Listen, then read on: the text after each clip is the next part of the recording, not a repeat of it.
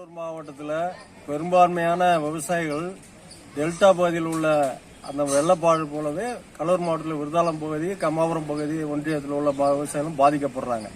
நிதி ஒதுக்கும் பொழுது ஒருதலைபட்சமாக அந்த பகுதிக்கு மட்டும் ஒதுக்கிட்டு இந்த விவசாயிகளை புறக்கணிக்கிறத நாங்கள் கண்டிக்கிறோம். நிர்மலா சீதாராமன் அவர்கள் தமிழகத்தில் பிறந்தவங்க. அவங்க பார்லிமெண்ட்ல தமிழகத்துக்கு எதிராகவே தொடர்ந்து பேசி வருவது உண்மையாக நாங்கள் கண்டிக்கிறோம். ஏன்னு கேட்டீங்கன்னா, கல்விக்கான நிதியை ஒதுக்குறதுல மத்தியில் ஆளக்கூடிய பாரதிய ஜனதா கட்சி அரசு பாரபட்சம் காட்டுது. இந்த ஆண்டு கூட 2000 கோடிக்கு மேல் இந்த கல்வி கட்டமைப்புக்கான அந்த நிதியை ஒதுக்குவதில் அவங்க பாரபட்சம் காட்டி ஒதுக்காம அவங்க புதிய கல்விக் கொள்கைங்கிற அந்த இதில் கையெழுத்திட்டாதான் கொடுப்பேன்னு சொல்றதை நாங்கள் தமிழக மக்கள் சார்பில் உண்மையாக கண்டிக்கிறோம். அதே போல என்எல்சி நிர்வாகம் என்பது மத்திய அரசு கட்டுப்பாட்டில் உள்ள ஒரு நிறுவனம். அது 2008 எடுக்கப்பட்ட நிலங்களுக்கான அந்த வேலைவாய்ப்பு கோரி மக்கள் தொடர்ந்து போராடி வருகிறாங்க. இந்த போராட்டத்தில் மதிப்பிற்குரிய சட்டமன்ற உறுப்பினர் வேல்முருகன் அவர்கள் தலைமையேற்று அந்த போராட்டத்தை நடத்தி அதில் ஒரு நல்ல பேச்சுவார்த்தை நடந்த போது கூட மத்திய அரசாங்கம் அதில் தலையிட்டு தீர்க்காமல் அதில் அரசியல் செய்யறதை நாங்கள் வன்மையாக கண்டிக்கிறோம். இப்போ அதில் உள்ள விவசாயிகள் அனைவருக்கும் வேலைவாய்ப்பு இது வரைக்கும் வழங்கப்படவில்லை. அந்த 2008-9 வழங்கப்பட்ட அந்த 10 லட்சம் ரூபாய்ங்கிற இழப்பீடை ஒரு 4 கிராமத்துக்கு மட்டும் வழங்கிட்டு மீதி இருக்கிற கிராமத்துக்கு வழங்காம மத்திய அரசாங்கம் முதலைபட்சமாக சுரங்க அமைச்சகம் முடிவெடுத்திருக்கிறதையும் நாங்கள் கண்டிக்கிறோம். இப்போ உள்ள இந்த சூழ்நிலையில அனைத்து விதமான உரிமைகளையும் மத்திய அரசியல பாரதிய ஜனதா ஆட்சி தமிழகத்துக்கு கொடுக்காம இருக்கிறத நாங்கள் தொடர்ந்து நாங்கள் குரல் எழுப்பி வருகிறோம். ஆகவே இந்த விவசாயிகளுக்கான அந்த நிவாரணம், வேலை வாய்ப்பு, என்எல்சி நிர்வாகத்தினம் பெற்றுத்தர வேண்டியதும், அதே போல அந்த கல்வி நிதி மற்றும் இந்த பகுதியை டெல்டா பகுதிகளை போலவே எங்களுக்கு நிவாரணத்தை வெள்ளப்போல சேர்த்து எங்களுக்கு வழங்க வேண்டும் என்ற கோரிக்கை. மாநில வருவாய் பூரா ஜிஎஸ்டி என்ற பெயர்ல நீங்க வாங்கி வச்சுக்கிட்டு மாநில அரசு கூடிய அந்த வரியை கொடுக்காம நீங்க இழுத்தடிக்கிறீங்க. இதனால சிறு குறு தொழில்கள் தேவையானவங்களுக்கு சரிவர நிதி கிடைக்க மாட்டேங்குது. அதை கவனத்தில் கொண்டு வரணும். மேலும் வேளாண்மை துறை மூலமா கிடைக்கக்கூடிய விவசாய பயிருக்கு முறையான தொகையை கொடுக்க வேண்டும். விவசாயத்துக்கு தேவையான உரம் மூட்டைகள் தங்கு தடையின்றி கொடுக்க வேண்டும்.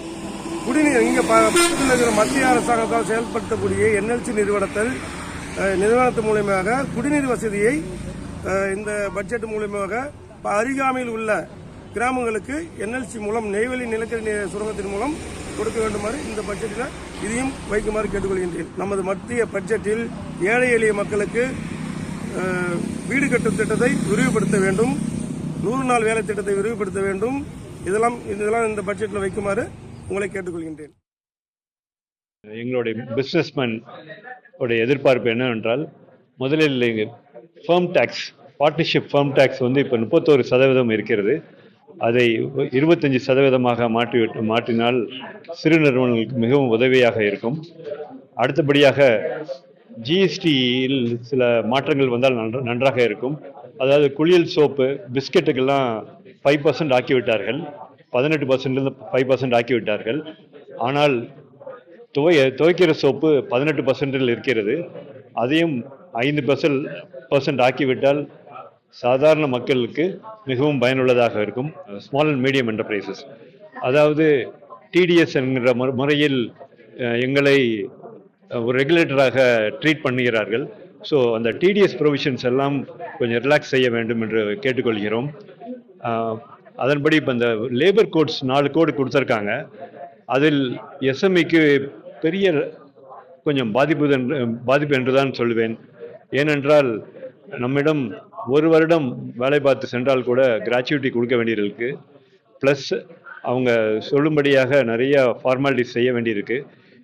அதாவது ஒரு சாதாரண பிஸ்னஸை இவ்வளவு ஒரு கடுமையான ஒரு லேபர் இன்க்ரீஸ் இருந்தால் அவங்களால தாக்குப்பிடிக்க முடியாது. திண்டுக்கல்ல இன்டர்நெட் ப்ரொவைட் பண்ணிக்கிட்டு இருக்கேன். இன்டர்நெட்ன்றது ஒரு உலகளாவிய தொழில் தான். அதை நம்ம திண்டுக்கல் மாதிரி சின்ன ஊரில் நாங்கள் பண்ணும்போது நிறைய பிரச்சனைகளை சந்திக்கிறோம். என்னன்னா, மக்கள் அதை அஃபோர்ட் பண்ணுறதுக்கூடிய அமௌண்ட்டை நம்ம வாங்க முடியல. பெரிய பெரிய நிறுவனங்கள் அதை வாங்குறாங்க. ஓகே, இப்போ நான் சின்ன ஊரில் தொழில் செய்யும் போது இங்கே இருக்க வாழ்வாதாரம் மக்களோட இது பார்த்திங்கன்னா கம்மியாக தான் இருக்குது. இப்போ சாப்பாடு கடைகளில் நிறைய கடைகளில் பார்த்திங்கன்னா ஜிஎஸ்டின்ற பேரில் இருக்கிற விலைவாசியை விட அதிகமாக வசூல் பண்ணுறாங்க. அது ஜிஎஸ்டி செலுத்துறதுக்குரிய சரியான ஒரு முறை இல்லாதனால அவங்க வந்து யாரும் அந்த பணத்தை கணக்கை காமிக்காம மக்களிடம் வசூல் பண்ணிட்டு அதை கவர்மெண்ட்டுக்கு செலுத்துறாங்களான்னு தெரியல. அவங்களுக்கு அந்த ஜிஎஸ்டி எடுத்து விடணும். அவங்களுக்கு காம்பவுண்டிங் ஸ்கீமை அமல்படுத்தினா ரொம்ப நல்லா இருக்கும். இப்போ நிறைய ச பொதுமக்களுக்கு தேவையான பொருட்கள் வாங்குற இடங்கள் கடைகள் எல்லாத்துலேயுமே ஜிஎஸ்டியை வந்து என்ன பண்ணுறாங்கன்னா வாங்கி அவங்க வந்து வச்சுக்கிறாங்க. இதனால இப்போ சின்ன சின்ன வியாபாரிகள் சின்ன சின்ன சம்பளம் வாங்குற மக்கள் எல்லாமே கஷ்டப்படுறாங்க. வியாபாரத்துல அவங்களுக்கு லாபம் கிடைக்குது. அந்த லாபத்துல இவங்க வந்து ஒரு வரி வந்து வசூல் பண்ணும்போது அது நல்லா இருக்கும். அதே மாதிரி சின்ன சின்ன துணை முனைவோர்களுக்கு வந்து பார்த்தீங்கன்னா, இந்த tax process, income tax, TDS process, அதே மாதிரி ஆர்ஓசி இந்த மாதிரி சின்ன சின்ன ஆண்டர்பிரினர்ஸ்க்குரிய கம்பெனியில ஃபார்ம் பண்ணும்போது நம்ம வந்து ரிலாக்சேஷன் பண்ணணும். இப்போ நீங்க ஒரு லெவலுக்கு மேல டிரான்சாக்ஷன் போகுது அப்படின்னா, அந்த ப்ராசஸ அப்ளிகபிள் பண்ணலாம். இப்போ ரூ. 1,00,00,000 டிரான்சாக்ஷன் வருஷத்துக்கே பண்றாரு அப்படின்னா, அவருக்கு போய் வந்து ஒரு 100 கோடி கம்பெனிக்குரிய ப்ராசஸை இம்ப்ளிமெண்ட் பண்ணும்போது அவருடைய தொழில் வந்து பெருசா வளர முடியும். அதனால தான் நிறைய தொழில் ஆரம்பிச்சு 1 வருஷம் 2 வருஷத்துலயே மூடிடுறாங்க. ஸோ இந்த மாதிரி கவர்மெண்ட் வந்து நம்ம இன்ஃப்ராஸ்ட்ரக்சர் டெவலப்மெண்ட்லையும் மக்களுடைய டெவலப்மெண்ட், அதாவது ஒரு சாதாரண மனிதன் ஒரு நாளைக்கு வாழக்கூடியதுக்கு அவனுக்கு என்ன தேவையோ அதுல என்னென்ன வரி வருதுன்ற ஒரு கணக்கெடுப்பு எடுத்து அதை அவங்களுக்கு எப்படி திரும்ப செலுத்த முடியும், அது அரசு வந்து மக்களுக்கு எவ்வளவு பயன்படுத்துது, நம்மளோட இன்ஃப்ராஸ்ட்ரக்சர் வளர்ச்சிக்கு எவ்வளவு பயன்படுத்துதுன்றத செய்யணும். இப்போ ஹாஸ்பிட்டல்ல வந்து பாத்தீங்கன்னா சில ஹாஸ்பிட்டல்ல எல்லாம் வந்து பாத்தீங்கன்னா நம்ம இந்தியால இருந்து ஒருத்தர் கஷ்டப்பட்டு வேலை பார்த்து சின்ன வேலை பார்த்து போய் வைத்தியம் பார்க்குறாரு. அது அரசு ஆஸ்பத்திரினா அது வேற மாதிரி. பிரைவேட் ஹாஸ்பிட்டல் போகும்போது அவங்களுக்கும் அதே தான். அமெரிக்காவில் நிறைய சம்பாரிச்சு இங்கே வந்து செலவு பண்ணுறது ஈஸி. ஆனால் இந்த ஊரில் கஷ்டப்பட்டு அவர் சேர்த்து அவர் வாங்குறாரு, அவருடைய உடல்ல சரி பண்ணுறாருன்னா அது ரொம்ப கஷ்டமா இருக்கு.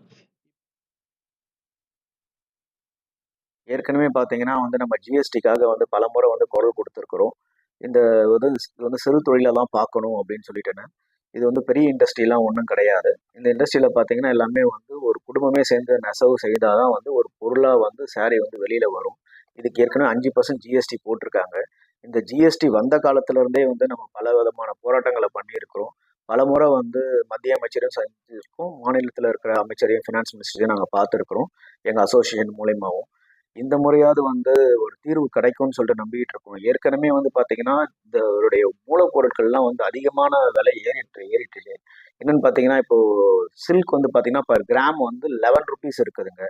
இதுக்கு முன்னாடி வந்து பார்த்தீங்கன்னா 7 ரூபாய் அந்த ரேஞ்சில் இருந்தது போயிட்டு இன்னைக்கு வந்து உங்களுக்கு வந்து 11 ரூபா 10லேருந்து 11 ரூபாய்க்குள்ள வந்துடுது நீங்கள் ஃபினிஷ் ப்ராடக்டாக எடுக்கும்போது. ஜரியும் வந்து பார்த்தீங்கன்னா ஒவ்வொரு நாளுமே ஒவ்வொரு விலையா இருக்கிறது. வெள்ளியோட பொருள் வந்து இப்போ காஞ்சிபுரத்துல பியூர் ஜரின்னும் போது வந்து வெள்ளி கோல்டு வந்து ரொம்ப ஒரு முக்கியமான ஒரு பொருள் அந்த ஜரியில. அந்த வெள்ளியோட பொருள் வந்து என்னன்னா நிரந்தரமே இல்லாம வந்து ரொம்பவே தாறுமாறா ஏறிட்டு இருக்கு. அதனால ஜரி மார்க் வந்து ரொம்ப விலை ஏறிட்டே இருக்கு. போன மாசம் பாத்தீங்கன்னா 25,000 வித்த மார்க் வந்து இன்னைக்கு வந்து 40,000 சொல்றாங்க. அதுவும் வந்து மார்க் நிரந்தரம் கிடையாது. ஆக்சுவலி அவங்க எப்போ பார்சல் போடுறாங்களோ அந்த டைம்ல என்ன ரேட் இருக்கோ அதுதான் அந்த ரேட்டுன்னு சொல்றாங்க. இதனால இந்த தொழில் வந்து ஆல்ரெடியே வந்து ரொம்பவே நிலைஞ்சு போயிடுச்சு இந்த தொழில். இன்னும் இந்த தொழில் வந்து ரொம்ப அடி பாதாளத்துக்கு போயிட்டு இருக்கு. அதனால இதை வந்து எப்படி வந்து கவர்மெண்ட் வந்து கன்சல்ட் பண்ணி எப்படி இதை ஷார்ட் அவுட் பண்ணலான்றது அவங்க முடிவு பண்ணணும். ரெண்டாவது ஒரு விஷயமா வந்து இந்த கம்யூனிட்டி வந்து அது வந்து இது வந்து ஒரு பட்டு சிலையா பார்க்கக்கூடாது. இது வந்து ஹேண்ட் கிராஃப்ட். ஒரு ஹேண்ட் கிராஃப்டா இருக்கும் போது இதுக்கு வந்து எப்படி கவர்மெண்ட் ஸ்டெப்ஸ் எடுத்து இதுக்கு என்னெல்லாம் ஹெல்ப் பண்ணி சப்சிடிஸ் கொடுக்கலான்றதையும் பார்க்கணும். இது வந்து காதியை விட பார்த்தீங்கன்னா சில்க் வந்து விலை கம்மி தான். ஆனால் காதிக்கு வந்து ஜிஎஸ்டி கிடையாது, சில்க்குக்கு வந்து ஜிஎஸ்டி உண்டு. ஸோ காட்டனுக்கும் ஜிஎஸ்டி உண்டு. காதி வந்து இருக்குல்ல ரொம்ப எக்ஸ்பென்சிவ் ஆக்சுவலி கம்பேர்ட் டு சில்கோடையும் சரி காட்டனோடையும் சரி. ஆனால் அதுக்கு வந்து ஜிஎஸ்டி கிடையாது. பட் இந்த பொருட்களுக்கெல்லாம் ஜிஎஸ்டி இருக்கு. ஜிஎஸ்டி வந்து விதிவிலக்கு இதுக்கு கொடுக்கணும்னு சொல்லிட்டு நாங்கள் கேட்டுக்கிறோம். கொடுத்தா இந்த தொழிலை காப்பாற்றலாம். ரெண்டாவது வந்து இதுல நிறைய விஷயங்களும் இருக்குது. இப்போ வந்து காஞ்சிபுரத்துல வந்து ஒரு பாரம்பரியமான ஒரு விஷயம், ஒரு பல்லவர் காலத்துல இருந்து பட்டுக்கு ரொம்ப பேர் போன ஒரு விஷயம். இந்த நகரத்துல வந்து இப்போ பட்டு தொழிலே அழிஞ்சுக்கிட்டு வருது. இதை மீண்டும் மீண்டும் டாக்ஸ்ன்றது வந்து ஒரு ரொம்ப சுமையா இல்லாம எல்லாருக்குமே இருந்ததுன்னா நல்லா இருக்கும்ன்றது என்னோட